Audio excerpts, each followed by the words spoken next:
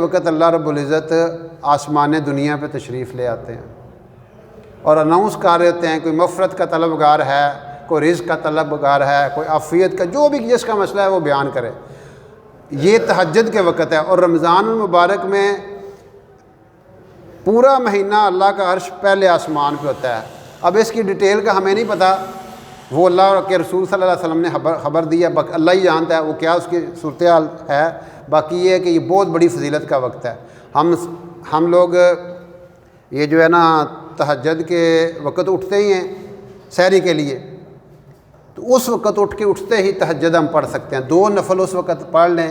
اٹھنا تو ہے ہی، اصل مشکل کام تو اٹھنا ہوتا ہے، جو ہم عام دنوں میں نہیں اٹھ سکتے، تو اس وقت چونکہ سحری کے لیے اٹھنا ہوتا ہے، اس کو اٹھتے ہی وضو کر کے 2 نفل پڑھ لیں، پھر سحری کر لیں، یا سحری کر کے یعنی اذانوں سے پہلے آپ کسی وقت بھی 2 نفل پڑھ سکتے ہیں۔